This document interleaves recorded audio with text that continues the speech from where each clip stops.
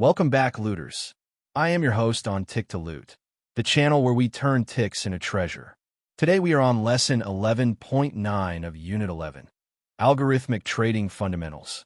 In this lesson, we are going to cover market versus limit orders and automation, including what it means and why it matters for traders, a simple real-world example, common mistakes beginners make, and a step-by-step guide to applying market versus limit orders and automation. By the end of this video, you'll understand how to use market versus limit orders and automation to improve your trading strategy. Let's get into it.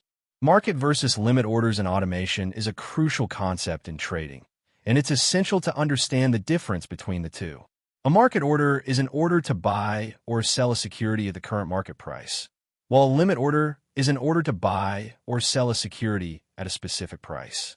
In automation, market versus limit orders can be used to execute trades based on specific conditions, such as a moving average crossover or a breakout above a resistance level. We'll explore this concept in more detail throughout this lesson. So, what is the difference between a market order and a limit order? A market order is an order to buy or sell a security at the current market price. For example, if you want to buy 100 shares of Apple stock, a market order would execute the trade at the current market price, which might be $150. On the other hand, a limit order is an order to buy or sell a security at a specific price. For example, if you want to buy 100 shares of Apple stock at $140, a limit order would execute the trade only if the price reaches $140.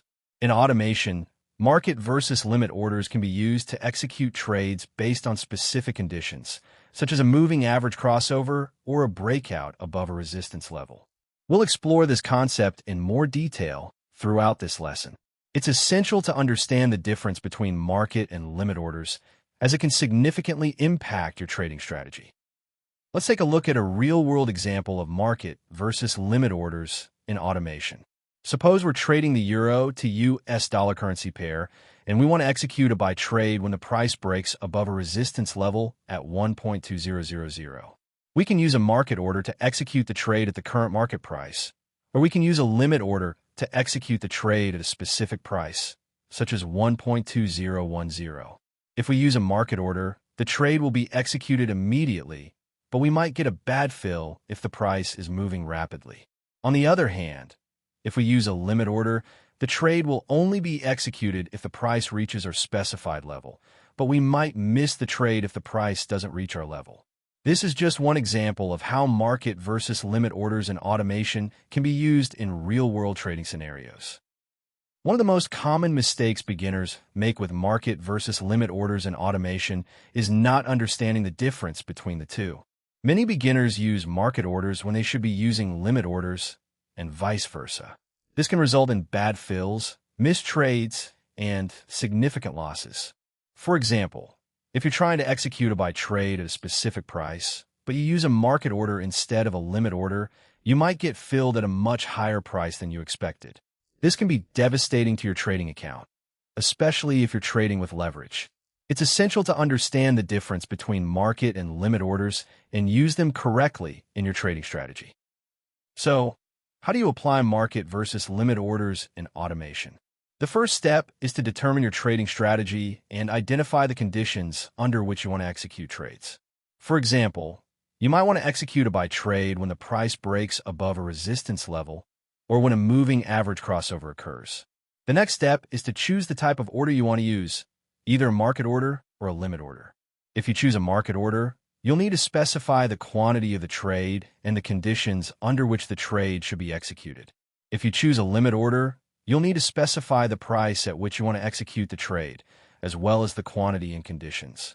Once you've set up your trading strategy and chosen the type of order, you can automate the process using a trading platform or a programming language like Python. Let's take a look at an example of applying market versus limit orders in automation.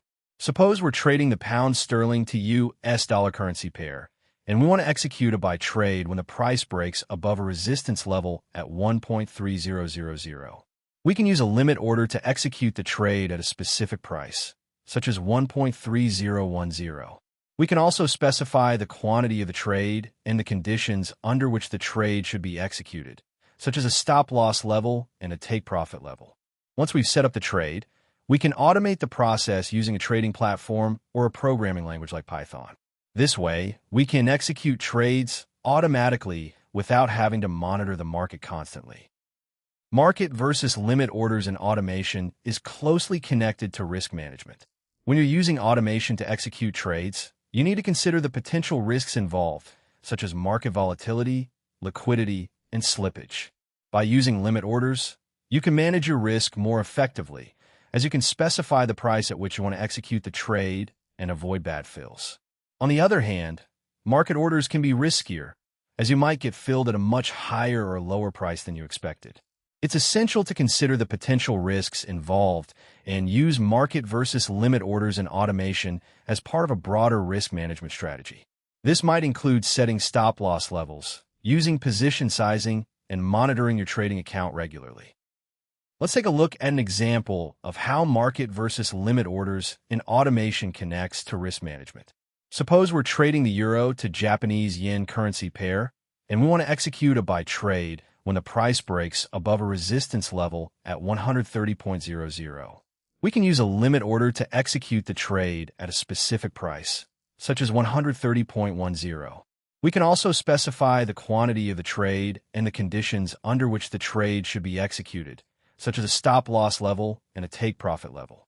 By using a limit order, we can manage our risk more effectively, as we can avoid bad fills and specify the price at which we want to execute the trade.